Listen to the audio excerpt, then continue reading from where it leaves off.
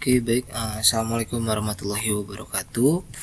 Perkenalkan, nama saya Rizky Firmansyah dengan nomor NPM 2357051016.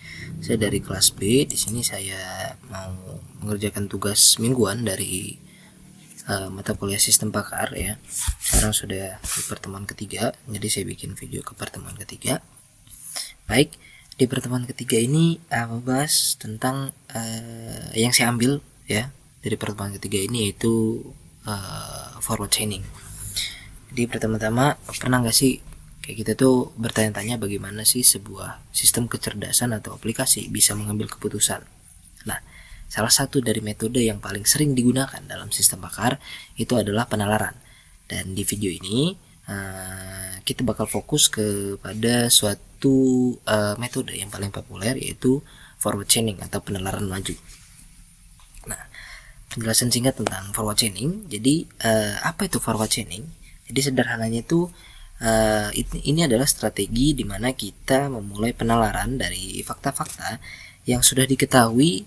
Dari fakta-fakta itu juga kita maju ke depan untuk mencari tahu kesimpulan atau jawaban yang bisa kita dapatkan. Jadi singkatnya tuh kayak penalaran ini bergerak dari apa yang sudah kita punya menuju apa yang bisa kita simpulkan. Jadi gitu. Nah, yang di sini saya udah bikin contoh soalnya. Itu tadi penjelasan singkat dari forward chaining apa. Jadi untuk lebih memahaminya tuh kayak kita harus ngasih contoh soal nih. Jadi bayangkan jadi sebuah sistem pakar dirancang untuk menentukan siapa yang berhak mendapatkan beasiswa.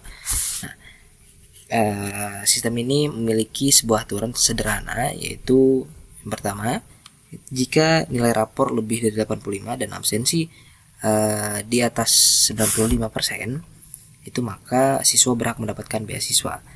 Terus faktanya yang pertama, itu ada nilai rapor Budi adalah 90.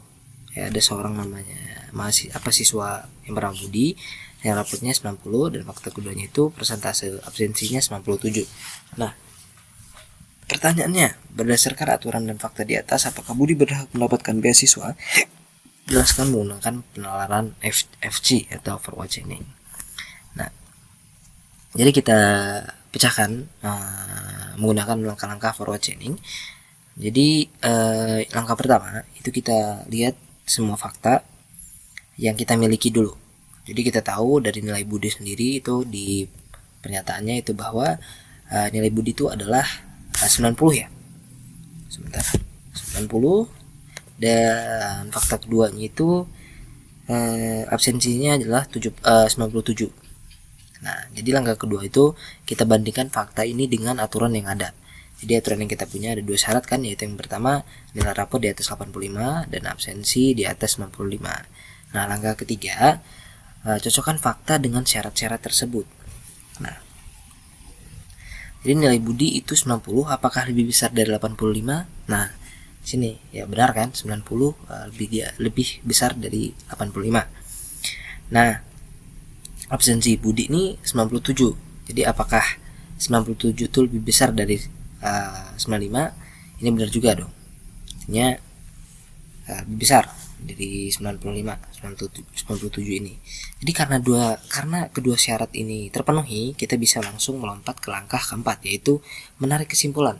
Yaitu kesimpulannya adalah siswa tersebut berhak mendapatkan beasiswa. Jadi dengan menggunakan penalaran forward chaining ini kita bisa menyimpulkan bahwa Budi berhak mendapatkan beasiswa. Jadi seperti itu untuk jawabannya. Jadi yang benar itu adalah berhak mendapatkan beasiswa karena sudah memenuhi syaratnya, itu forward chaining. Jadi itu tadi adalah penjelasan singkat tentang contoh sederhana juga tentang forward chaining. Jadi mungkin dari saya cukup sekian. Kepada Allah saya mohon ampun. Saya minta maaf kalau ada emang salah kata atau masih ada yang kurang dari penjelasan saya. Saya akhiri, wabillahi taufiq wal hidayah. Wassalamualaikum warahmatullahi wabarakatuh.